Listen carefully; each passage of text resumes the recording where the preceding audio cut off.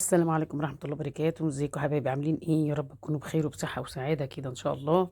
كل سنة وانتم طيبين.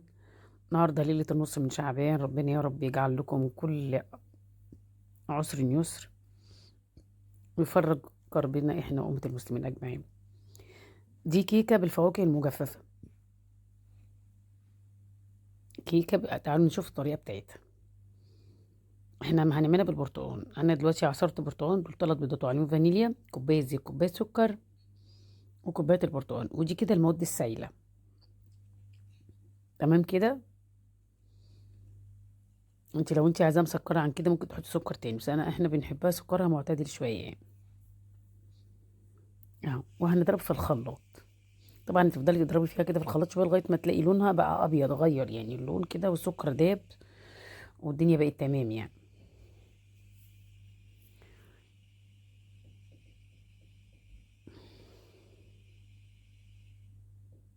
كده خلاص.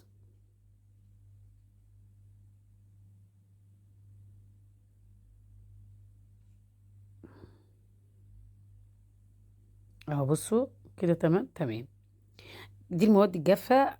3 كوبايات دقيق، دول 3 كوبايات دقيق.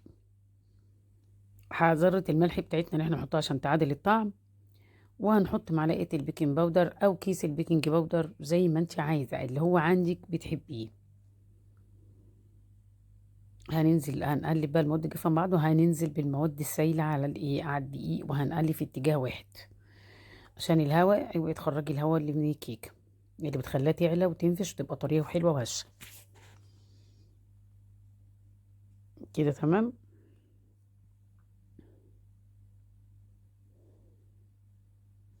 اللي بتجيبي من فوق ومن تحت كده عشان ميبقاش فيه اي تكتلات وكلها تفك مع بعضها.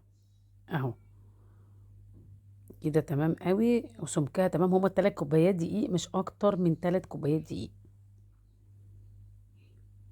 دي فواكه مجففة بتجيبيها من عند بتاع الحلواني او من عند العطار. كويس.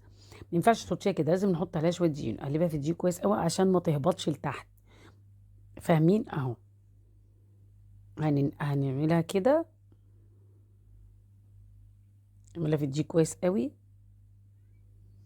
وهنروح نخلينها برضو من الدقيق كده ونروح حاطينها على الكيك. تبقى حلوه قوي بقى. بصوا بسم الله الرحمن الرحيم. مش انا غبيه مش هجيب طبق تاني واعمل فيه. كسل. والله كسل عشان ما صبيش مواعين كتير.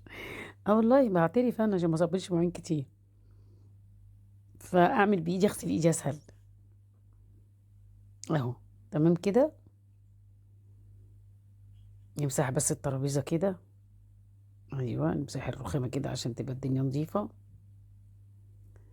وهنقلب بقى كده دول في قلب بعض كده. اهو انت عايزه تكتري اكتر من كده كتري. ايوه اهو. واي صينيه عندك بقى.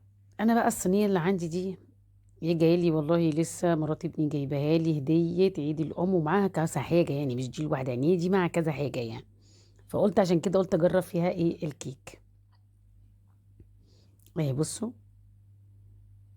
وهندخلها بقى الفرن سوى الكيك العادي على رف الاوسط درجه حراره 180، وتوطي عليها كده عشان تستوي براحتها. بصوا. طالعه اختبرناها، هنقلبها بقى. قصه بقى الصينيه سخنه جدا، وانا عايزه اقلبها وهي سخنه عشان المواد الدهنيه تبقى في قلبها سهل يعني. اصلا مش تورته، التورته اللي بنستناها تبرد، انما دي كيكه. الصينيه بصراحه طلعت تحفه. مرات ابني جايبه لي هديه ومعاها كذا حاجه يعني. معاها برضو صينيه كبيره كده تاني، ومعاها طاسه كريب، ومعاها حاجات كده يعني. بصي سخنه، مش عارفه امسك الصينيه. ملهاش ملكه منها مضلعه كده، ملهاش ملكه. بصي ما شاء الله الصينيه تحفه. حلوه قوي بصراحه. تسلم ايدك يا حبيبتي يا رب. بصوا بقى هنقطعها. طبعا هما ما صبروش لما تبرد، الشله اللي عندي ما يصرفتش لما تبرد، لا. لازم ياكلوها دلوقتي، المفروض تستنى لما تبرد. لا يا جماعه هتفرول، لا احنا عايزينها اهي. بصوا. انا ما كترتش فيها الفواكه، انت ممكن تكتري فواكه اكتر من كده، بس انا ما كترتش فيها الفواكه بصراحه. بس بيديها طعم لذيذ قوي جميل. بصوا. حلوه ازاي ان شاء الله. بصوا سفنج. بصوا هشه وطريه، بصوا بطريقه رهيبه. بصوا قال له كان طعمها حكايه بصراحه. كان طعمها حكاية، البرتقال مع الفواكه مدي مزازة كده للكيكة مخليها عسل. والله العظيم الكيكة دي بالظبط عملوا هم شاي، والله ما قعدت ساعة، ما استنيتش. اهي بص انا بشاور لكم على الفواكه اهي، بصوا حلوة قوي، طرية جدا وهشة في منتهى الجمال. معمولة كلها بالخلاط، لا مضرب بيض ولا اي حاجة. يعني بصي بوريها لك يا سخنة، والله ما عارفة امسكها، هم ما صبروش طبعا. اهي بصوا حلوة ازاي، ما شاء الله لا قوة الا بالله. لو عجبتك اعملي لي لايك، بس تشتركي في القناة وتفعلي زر الجرس عشان يوصلك كل جديد من اختراعات ماما نونا. كل سنة وانتم طيبين، بحبكم في الله، تركتكم في رعاية الله، السلام عليكم.